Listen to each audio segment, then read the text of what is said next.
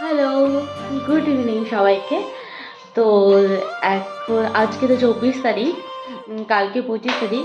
তো কালকে তো মানে পার্ক স্ট্রিটে এত ভিড় হবে, যাওয়াই যাবে না। তো তোমাদের দাদাভাই বলেছে যে অফিস থেকে এসে যেন আমাকে রেডি দেখতে পায়, আর আমি ফোন করে বলেছি যে আমি রেডি হইনি।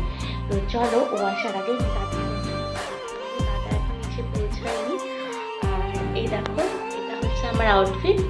আর কি হালকা, আমি তো মেকআপ সেরকম একটা করতে জানি না, আমার মতো করে জাস্ট একটু আমি ফাউন্ডেশনই ইউজ করি, আর কিছুই ইউজ করি না। তো এই দেখতে পাচ্ছ, কদিন আগে বিয়েতে গিয়েছিলাম, তার জন্য মানে তো গোটা উঠে গেছে। জাস্ট একটুখানি জাস্ট মেকআপ একটুখানি ইউজ করেছিলাম, তো ইউজ করি না সেই জন্য। তো দেখো, আমি আমার মতো করে মোটামুটি একটা রেডি হওয়ার চেষ্টা করি। কেমন সারপ্রাইজ? তুমি তো ভাবছিলে যে আমি রেডি হইনি, এটাই ভেবেছিলে যে আমি রেডি হইনি। হ্যাঁ, কেমন লাগছে বলো? সত্যি তো ঠিকঠাক রেডি হয়েছি? আমাদেরকে তাকাও তো, কি বলো? বাবা, ক্রিসমাস তো আজকে, আজকে না তো কালকে। তাহলে আজকে কেন? আমাদেরকে তাকাও, কেমন লাগছে বলো? ওয়াও, এটা দেখে আমি সারপ্রাইজ হয়ে গেলাম। আমার শীতটা গিতে যাবে তো।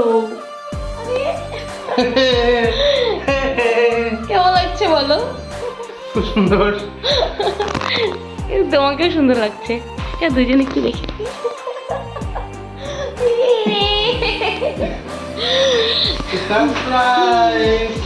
বাবা, এই কি সারপ্রাইজের উপরে সারপ্রাইজ! এটা কি আবার জানতাম না। এই দেখো, আমাদের দাদা নিয়ে আসছে আমার জন্য এই ড্রেসটা।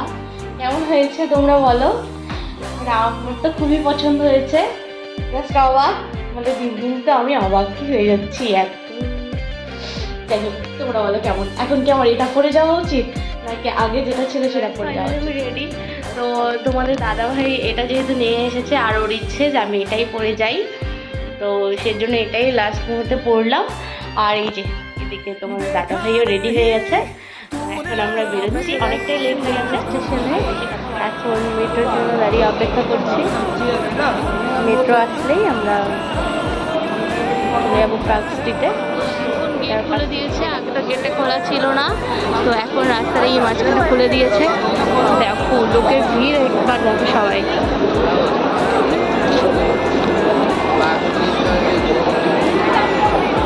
এই যে উনি সারাক্ষণ ঘুরতে এসেছে, কিন্তু মোবাইলটা সারাক্ষণ মোবাইল দেখছে। বলো, এরকম লোকের সাথে ঘুরতে এসে কি লাভ? এরকম লোকের সাথে ঘুরতে এসে কোনো লাভ আছে? এরকম বলো, সারাক্ষণ মোবাইল নিয়ে আছে, সারাক্ষণ মোবাইল।